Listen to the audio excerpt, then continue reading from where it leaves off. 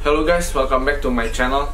Di channel Justin Matthew, channel Men's Fashion, Hair, dan Lifestyle. Sebelumnya, gue mau nanya sama kalian, kalau kalian melihat orang yang pakai jam tangan, apa pendapat kalian?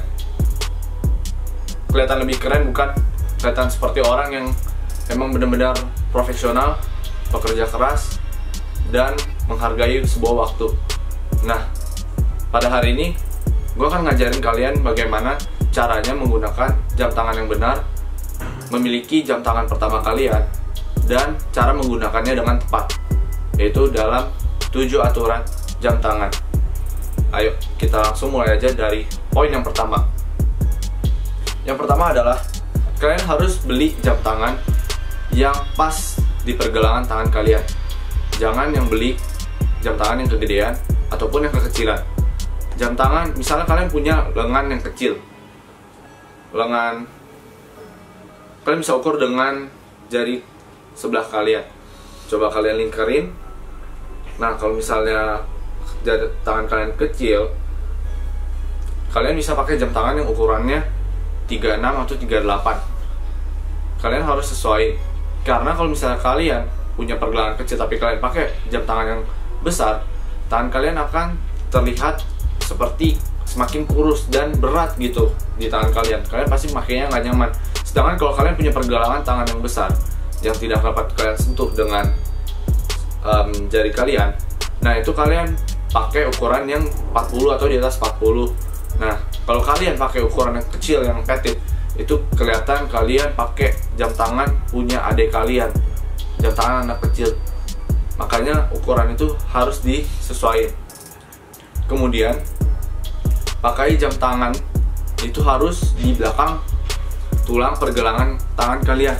Nah, letaknya tepatnya di sini.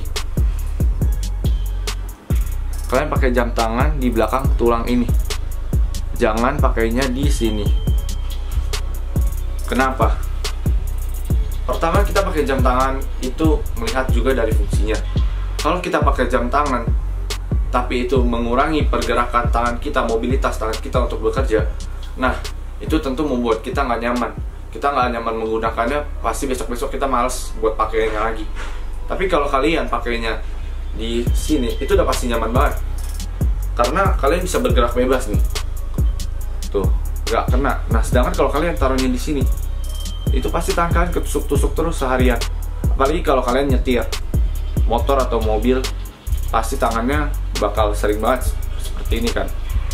Nah, itu bakal membuat merah atau bahkan bisa luka. Jadi kalian harus pilih yang strapnya memang kenceng di belakang wrist bone kalian. Pakai jam tangan di tangan yang tidak dominan. Tidak dominan artinya yang tangannya nggak sering kalian pakai buat kerja.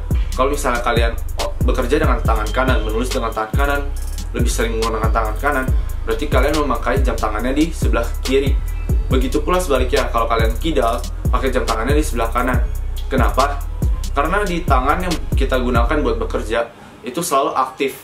Dan ketika kita aktif menggunakannya, kita selalu mau ngambil barang, menyentuh sebuah barang. Nah, kita nggak mau kan jam tangan kita beret atau luka karena kalau sentuh, kepukul.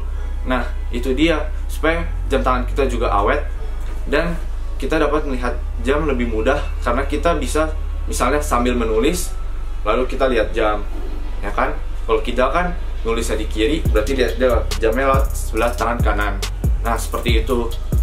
Kemudian dalam penggunaan jam tangan, kalian dapat menyamakan warna kulit strap jam tangan kalian dengan warna kulit instrumen pakaian lainnya, seperti tali pinggang dan sepatu kalian, atau juga dengan outfit, kacamata, dan pakaian kalian.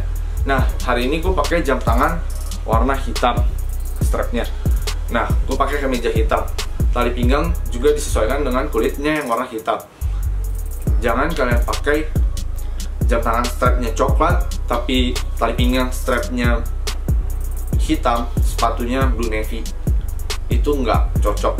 Kalian harus selaraskan warna itu supaya kalian tampil lebih maksimal.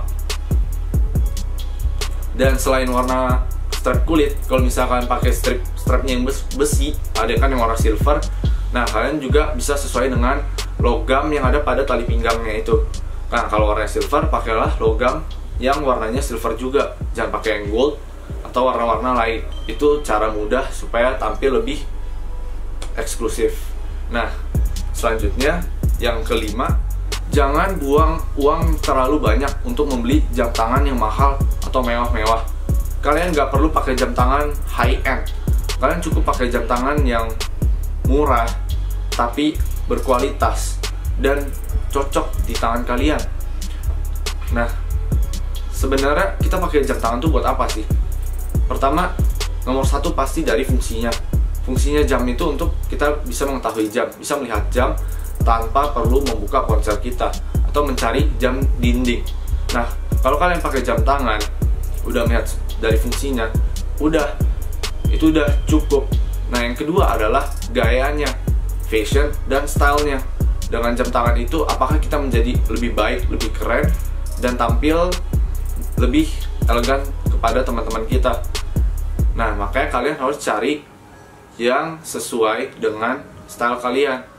Gak perlu sesuai harga yang memang membuat pride kalian naik, tapi kalian gak mampu belinya. Itu kan membuat kalian susah sendiri gitu. Kalau kalian bekerja keras, suatu saat pasti kalian akan bisa beli jam tersebut. Nah, poin ke-6, kalian kalau lagi ngobrol sama orang, berbicara sama orang, itu jangan sesekali kalian lihat jam. Nah, itu nggak boleh. Itu menandakan kalian orang yang nggak beretika. Coba kalian yang di posisi ngobrol sama orang, tiba-tiba kalian lihat orang itu lagi ngobrol sama kalian, tapi dia ngelirik jam tangannya. Apa yang kalian rasain?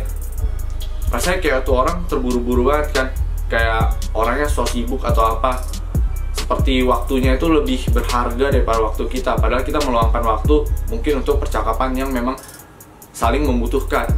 Nah, makanya itu kita harus respect di antara kita. Jangan melihat jam tangan terlalu sering. Kita melihat jam tangan kalau memang kita butuh, kita pengen tahu ini jam berapa, kita pengen aktivitas apa, untuk komunikasi, kita harus tetap menatap mata lawan bicara kita. Nah, poin yang terakhir atau poin yang ke-7, kalau misalnya kalian melihat jam tangan teman kalian keren, bagus, itu jangan sesekali kalian lihat dong, pinjam, atau kalian langsung pakai di tangan kalian, minta dilepas hanya buat lihat, oh keren juga ya. Jangan.